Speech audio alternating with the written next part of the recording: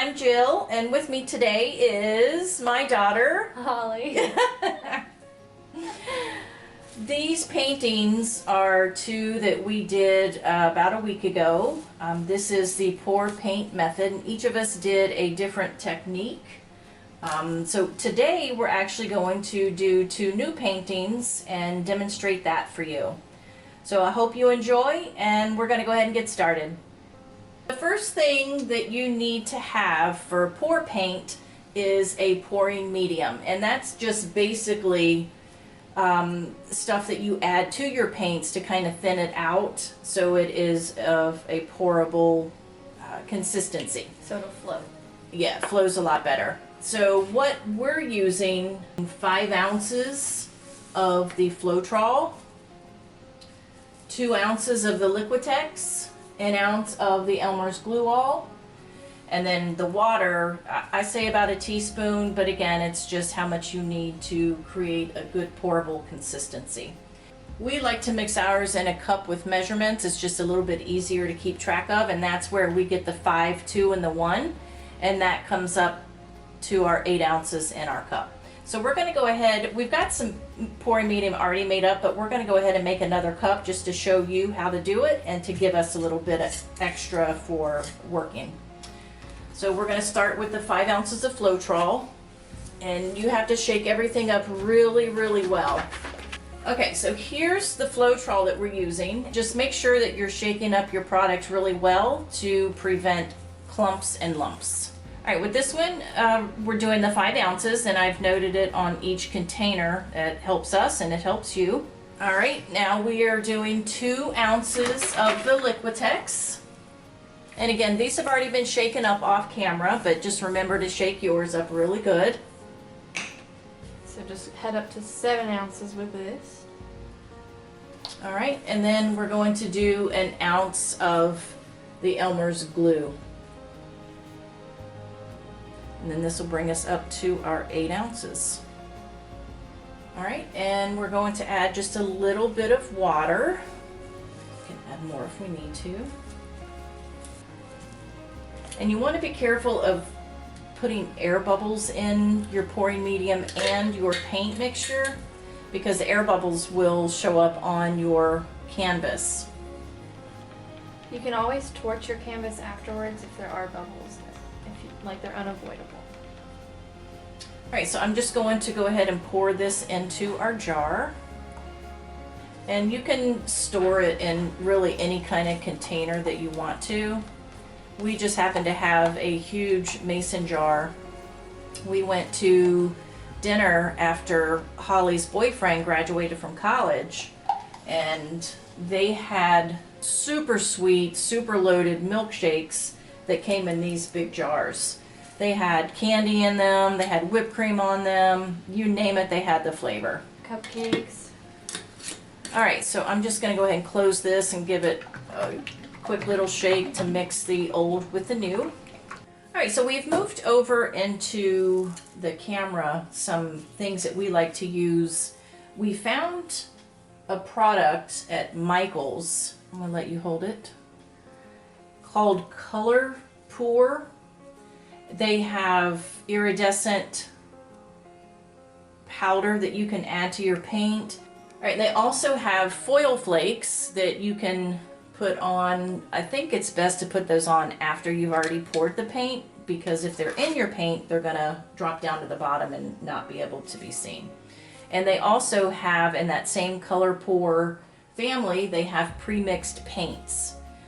We've gotten the metallic set, and we've got white. White is used to put on your canvas before you pour. It helps the paint to flow a little bit faster. So what we're going to do first is determine what colors we want to use in our pour.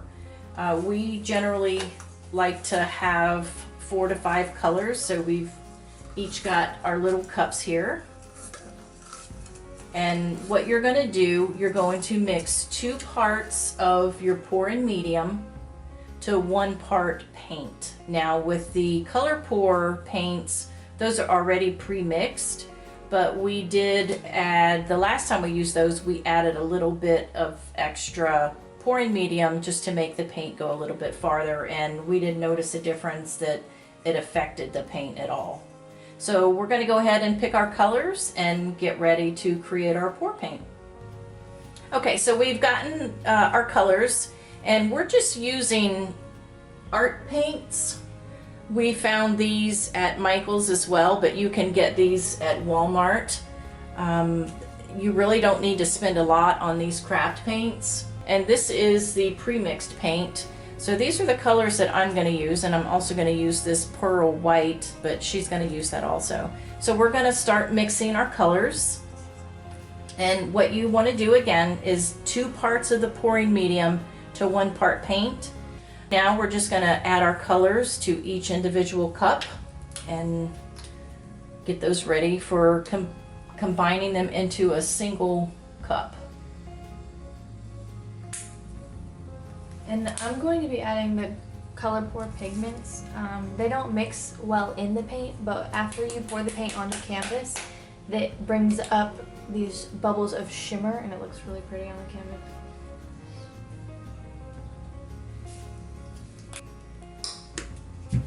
My last one is for my metallic white, Which is like a pearlescent too. Oh, and I forgot I'm adding pink to the pink. And don't forget the silicone. The silicone brings out cells in your paint. If you don't want a lot of cells, you don't have to add the liquid silicone. But if you do want cells, that's how you're going to get them. So we're just going to mix these up and get ready to add the silicone. See here, we just want a good thin consistency. Your paper towels for your things. Just want to stir these up really good.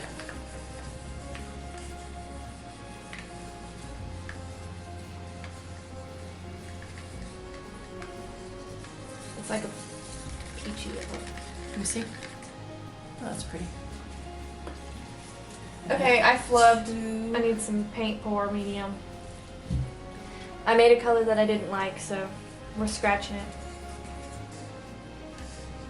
All right, so once you have your colors, then you're going to actually pour them into a single cup. And you kind of want to layer them just to create, when you pour this out onto your canvas, if it's all just muted together, it's going to look really muddy. So you want to try to layer these a little bit.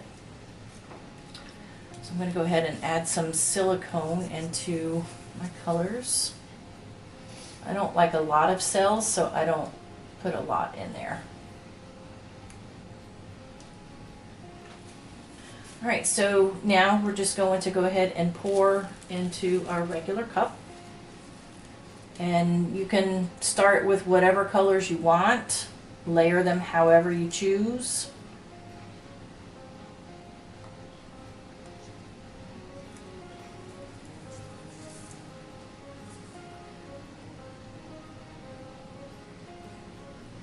I don't think I stirred that one. There's a lot of oil right there.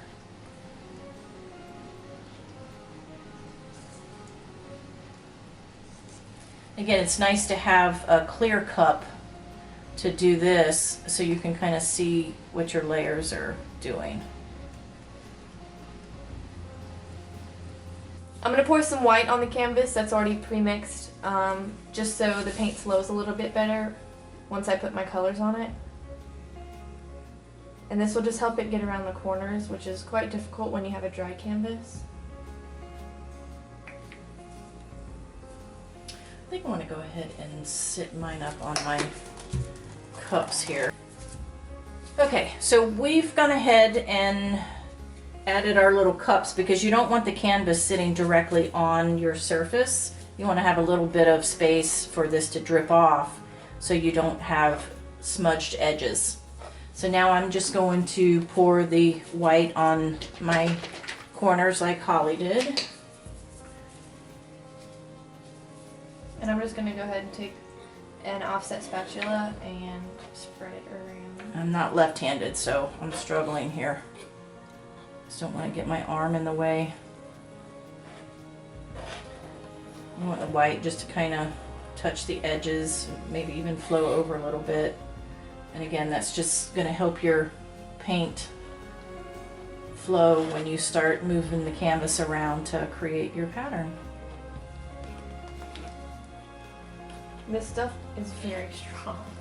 So we're doing two different techniques. I'm just going to tump my cup upside down on the canvas, and my mom is going to... I'm going to just kind of pour it out in a controlled pour, just in one strip across the middle. Alright, let's get started. And I did add some black to mine if it looks a little bit different. I'm just going to let it sit and fall for a minute.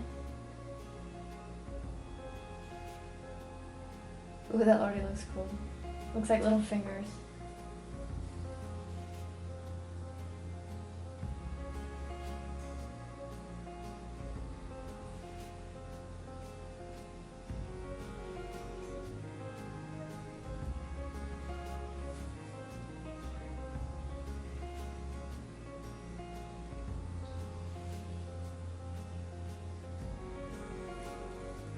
I'm gonna save some of that drippage for the end. See if I can't send it. Okay, so I'm gonna pick it up and start, after I itch my nose, and start moving it around.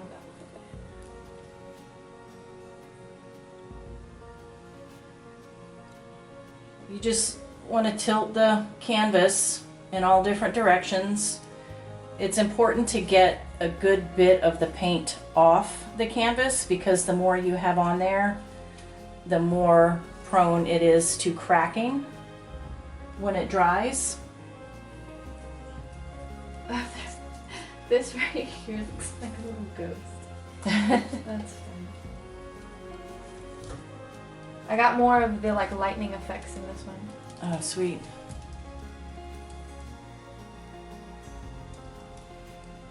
Okay, I'm gonna start letting it drip off. And you may find that you have to just start touching the corners so that enough paint gets down on them. And there's nothing to say you can't leave white on the edges if that's the look that you're going for. Yeah. This is groovy, man. Sorry.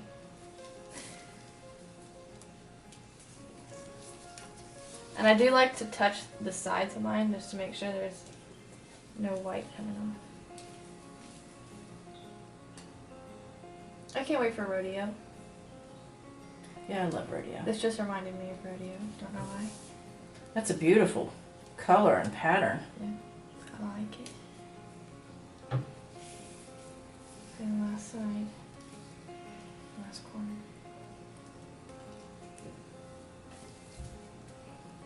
Mine's not as pretty as yours. No, I like yours a lot. It's like rough waters on the ocean or something. You just kind of want to turn it, look at the angle with light just to make sure that you've got a good bit of the paint off of there. Yeah, mine's flowing a lot slower, but I don't think I used just as much paint as last time.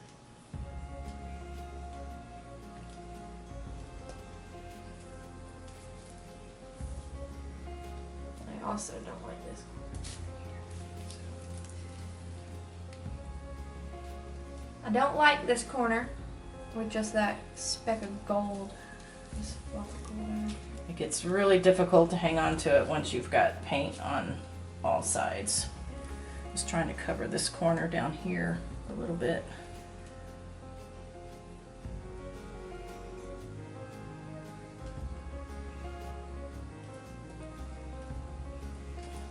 Move some of my color back this way if I can.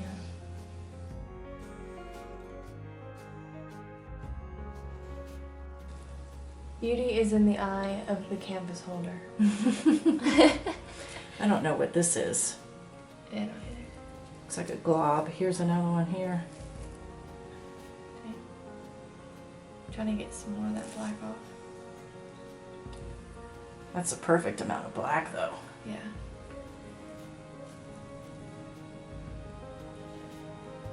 You can see here I've still got quite a bit of paint because it's flowing a lot faster than the rest of it. But look at that. It's Yeah, making that's like really a little cool. cavern. Neato. And we do like keeping our little drips. We think they look really cool. I think I'm good. I don't think I want to drip off anymore.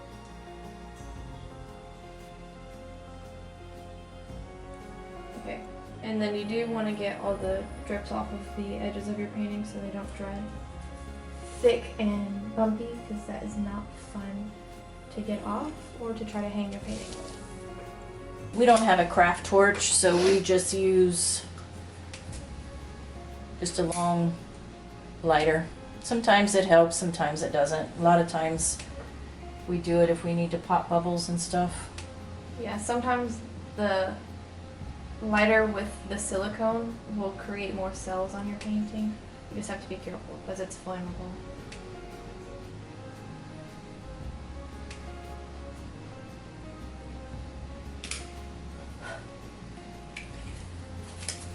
Yeah, so it created a lot more cells down here. This looks cool. I dig it. So now we're just gonna let these dry, and I don't think we're gonna put a clear coat on it because the other ones that we showed at the beginning of the video, you can see how nice they looked in a matte finish. So I don't know that I'm gonna want to put any kind of clear coating on them. You could if you wanted to. All right, well, thank you for watching, and I hope you enjoyed this video, and maybe you can try to pour paint yourself. If you guys do attempt the pour paint and have an Instagram or something, follow Mama J Crochets on Instagram and Hollyebear on Instagram and send us the photos of what you've made. Again, thanks for watching and have a great day.